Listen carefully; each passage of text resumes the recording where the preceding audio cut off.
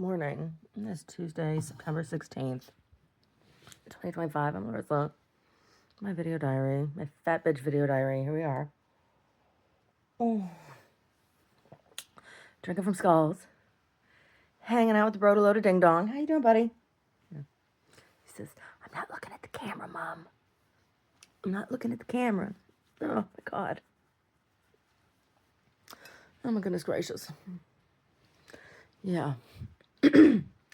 So, yesterday, got some work done. Got the next issue of the magazine off the print and started distribution of the October issue yesterday. So that's good. Oh my God, and I got the layout for the December issue started. Yeah, with the layout for the December issue started.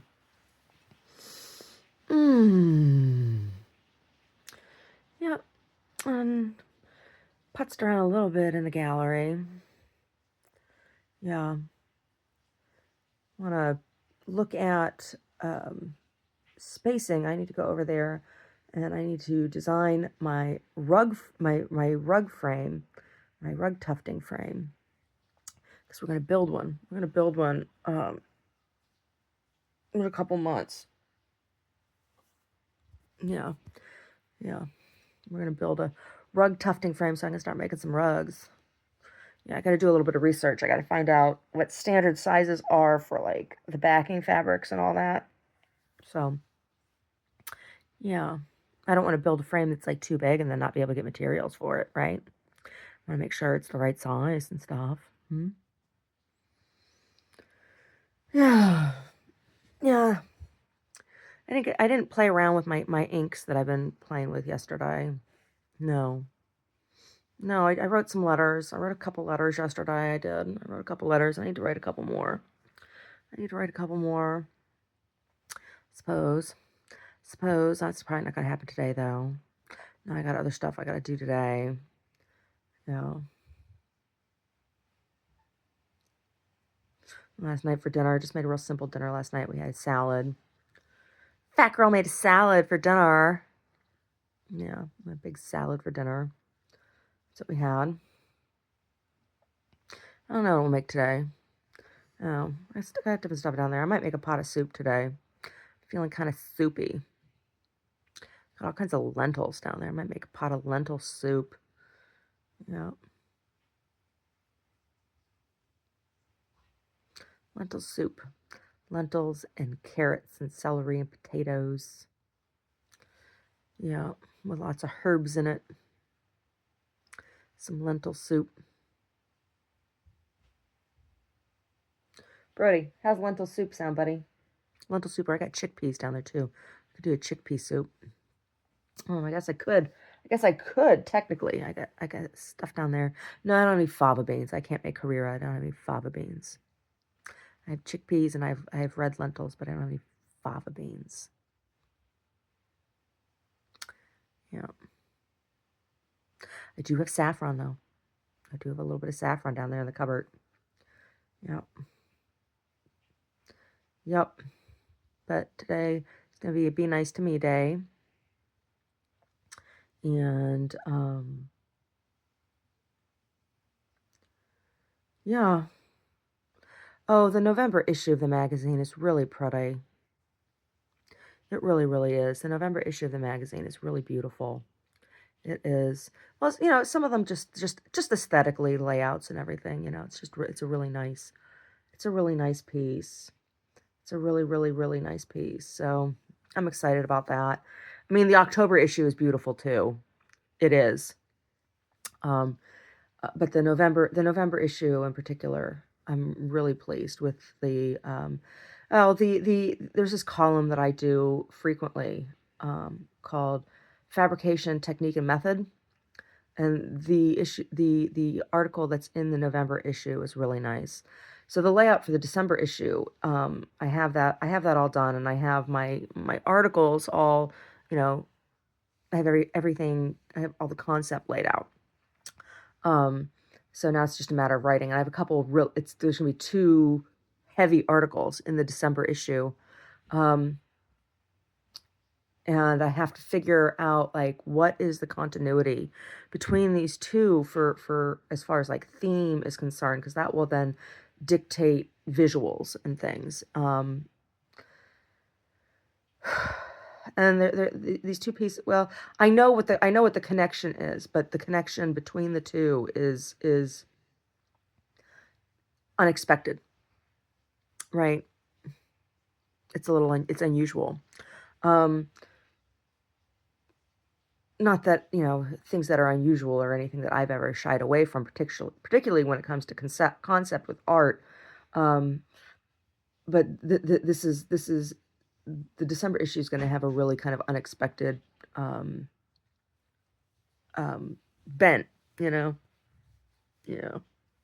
Oh, God, my hair is like so awful. It really, really is. No, it's up with my hair. Oh no, it's up with my hair. Yeah. So tonight for dinner. So today's gonna be Be Nice to Larissa Day, and oh,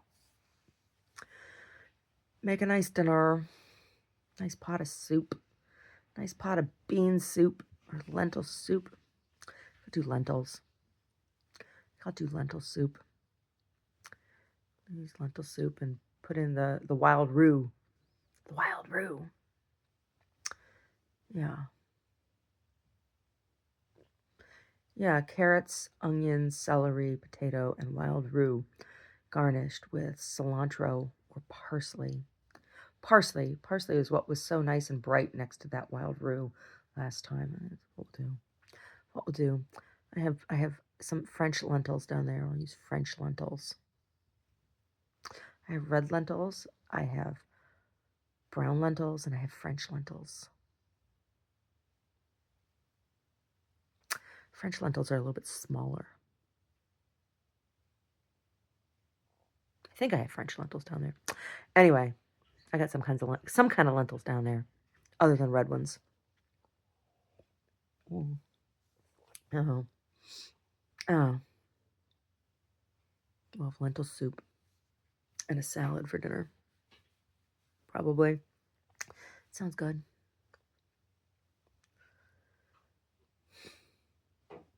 Or we can have baked potatoes. Stuffed baked potatoes. That's the other option. That's the other option I could do. Stuffed baked potatoes. Let's see what I feel like. If I make soup, then I'll have some left over for tomorrow to have for lunch.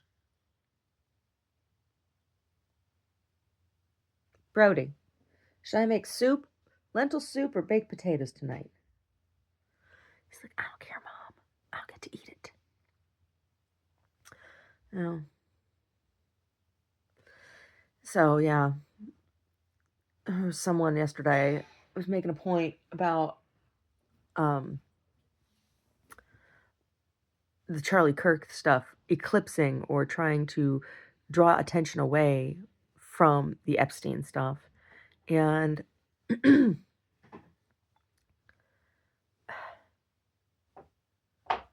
don't understand, like,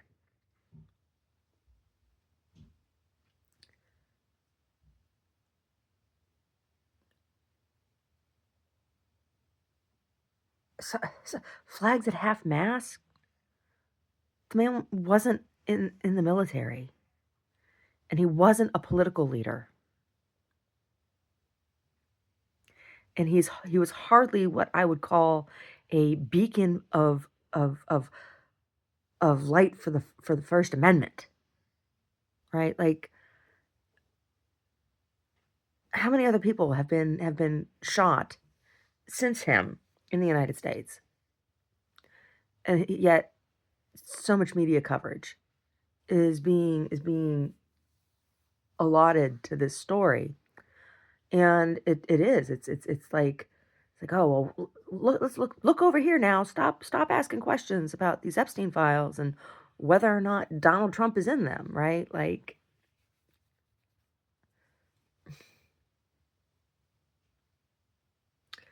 seriously. Oh, oh. It's generally not the kind of stuff that I write about in my journalism. At least not, these days. I mean, because it's anything I would say about it, like, I'm not there. Anything I have to say about it is just reaction to what other people have said about it, right? It's gossip. And that's not real journalism. Real journalism is like writing about firsthand account, right? That's what journalism is. Like, hey, let me tell you about something because I was there, I saw it, I did it, whatever. I heard it with my ears. I'm reporting on what I saw and what I know. So that's, I mean, I try to stick to that. And in the past, I have written articles about some big political stuff because I was there, right? These days, my journalism is about art and culture. Yeah, a little bit different. I mean, I was writing about art and stuff before, but I'm not.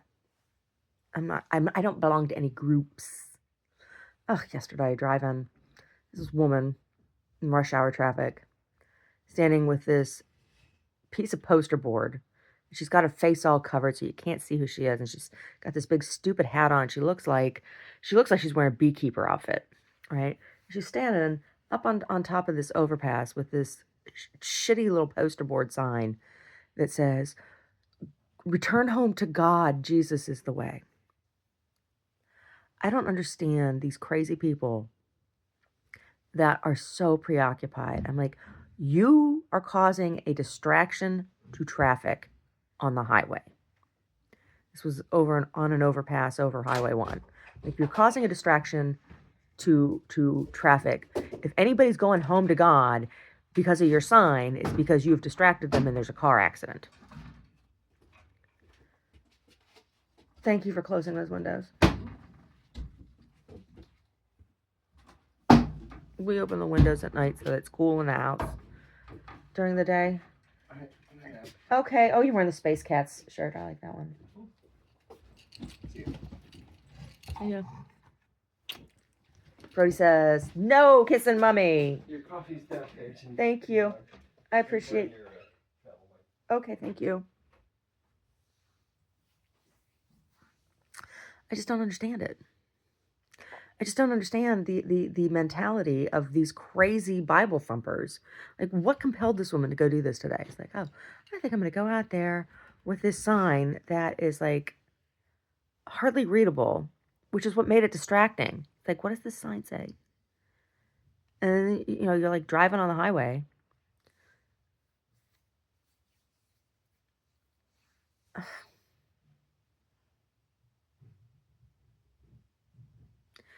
No brains. No brains. No brains.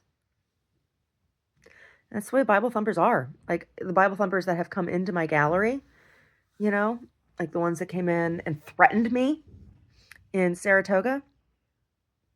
Oh my God. Came in and threatened me over my pro-choice commentary pieces. Getting all angry about art. Oh my gosh, and threatening people. Yeah, telling me you're pro-life and then threatening my life. Okay, crazy bitch. Crazy Bible thumping bitches. I'm just like not interested in any church groups at all. Any kind of religious group. I'm any kind of religion. I'm not interested in it. These people are crazy. None of them are good. None of them are good. None of them are good. Even the liberal ones, like when I attended the UUs, I attended the Unitarian Universalist Congregation of Santa Rosa in Santa Rosa, California, and it was a really rough time. I had been away from any kind of church community for a long time. I had joined this church community at the encouragement of a woman that I was working with at a bookstore, right? And I'm like, okay, I'll come check this out, and she was like, always, because she was always talking about it at work. She was evangelizing. And at first it was like, oh, this seems really cool, but at that time or during that time was when Omar's dad was diagnosed with cancer and died. And here I was in this community where I didn't really know anyone long term. You know, I hadn't known anybody for more than a year, and they certainly didn't know me, right? Um, at one point, you know, it got to the point where like they were monopolizing the organization was monopolizing all of my time. Um, because it's discouraged once you're even part of the community, you're discouraged from doing things outside of the community, right? It's like you don't need anything, we have everything you need right here, right? It's like you don't need to do anything else anymore or go anywhere else or have other friends or whatever. um and they don't have any kind of like centralized um um council. What do I mean by that? Because everything's done by committee, you know, they are democratically organized as far as that goes, governance.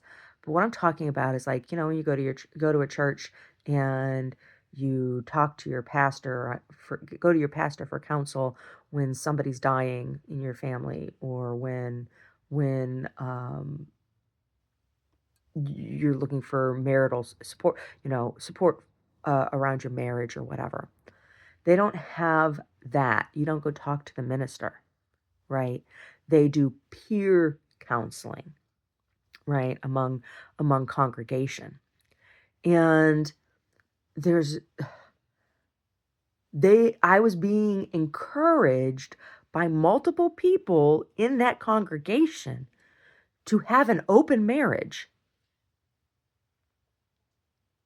And being part of that congregation, I believe, directly contributed to Omar and I separating after his dad died. So I no, I'm not interested in the UU at all.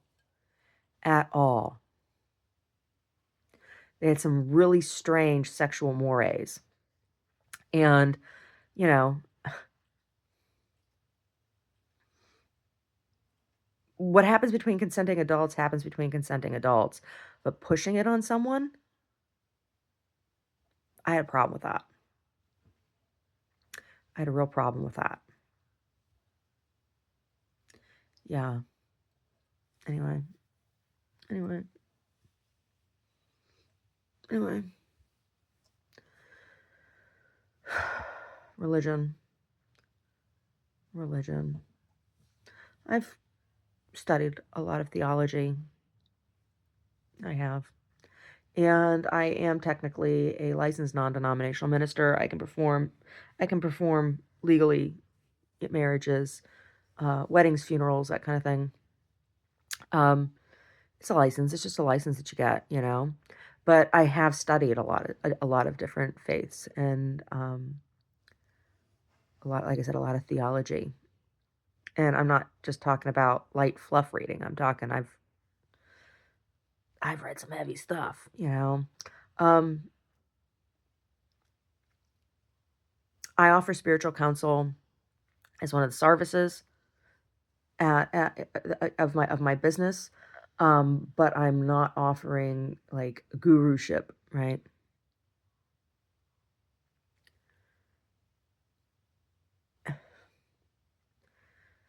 It's more like, okay, so you want to have a deep and confidential conversation with somebody about spiritual crisis in your life.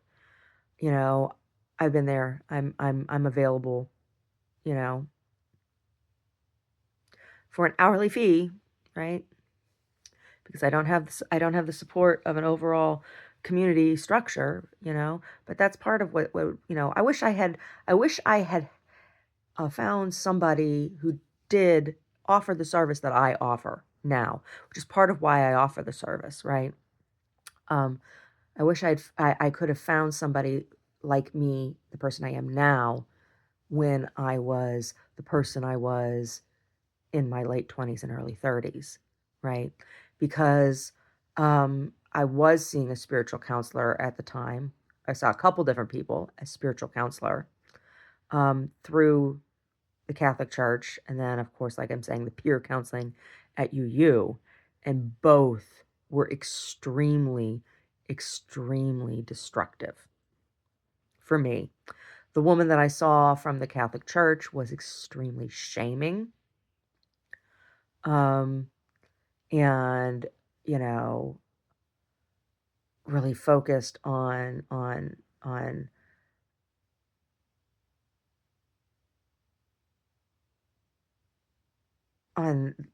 evil, right? It was very strange. It was very convoluted, and as a result of my conversations with her, I had a couple of priests approach me and had very strange conversations with them, and just kinda like it was a lot of, like, superstitious feeling stuff that made me very uncomfortable. Um, it was like it verged on spiritual abuse, and it was like a spiritual abuse kind of thing, um, kind of a coerciveness, right? And then, like I said, the experience I had with peer counseling at the UU was crazy in a totally different kind of way. Um,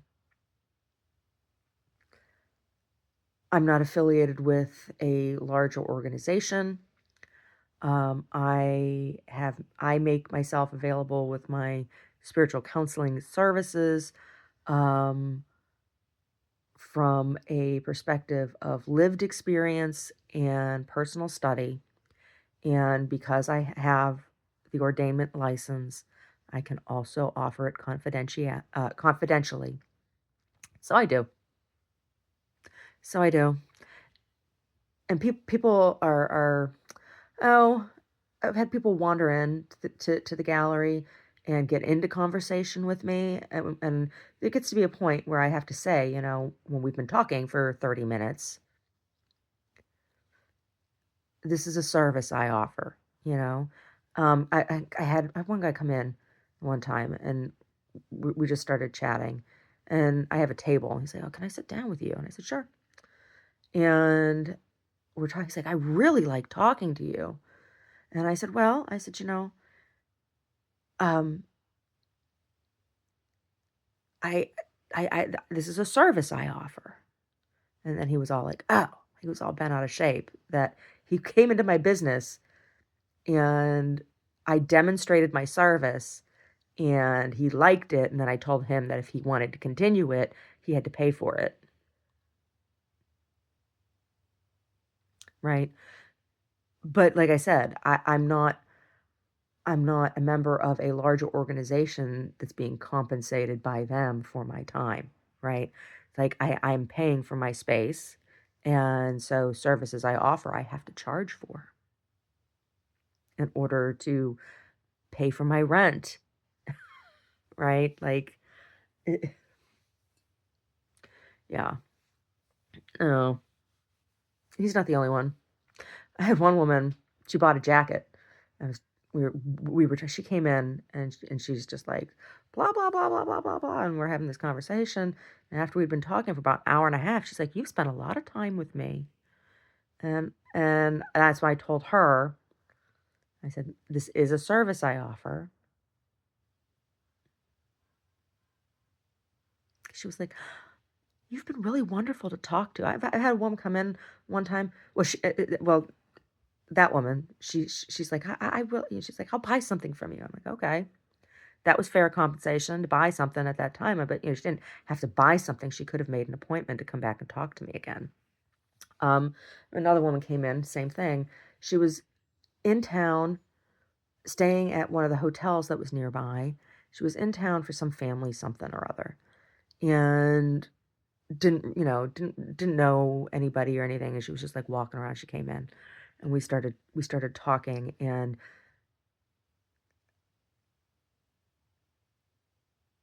she started crying. And she sat down, she's like, "Are you a therapist?" I'm like, "No, I'm not a therapist." I said, "I'm a licensed non-denominational minister and I offer spiritual counsel. This is a service I offer." She was like, "Oh my God." She bought something from me then. She was like, "Oh, thank you. This has been so helpful." So, I mean, it's a service I offer. It's a service. And, like I said, when I was in my late 20s, early 30s, I really could have used the services that I offer now. And that's why I offer them, because I know I can't be the only one who who needed that, right? I'm not a therapist. It's a different thing altogether, right? I am a consultant, a spiritual and creative consultant. What do you say, Brody? Yeah. And it's from that position that I write a lot of the articles or most of the articles for my magazine. Even and in particular, this column I was talking about earlier, fabrication technique and method. And the December issue is going to have a lot of crossover between the creative side and the spiritual side. So it's gonna be an interesting. It's gonna be an interesting issue. Yeah. Anyway. Anyway. Honesty and personal vulnerability are something that are things that are very rare, and that when people encounter them, are compelled by them, um, and it can be disarming because they are so rare. Yeah.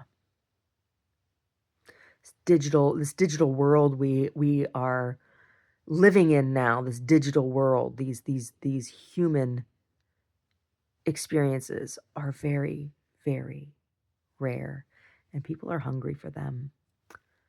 Oh, I think it's terrible. Anyway.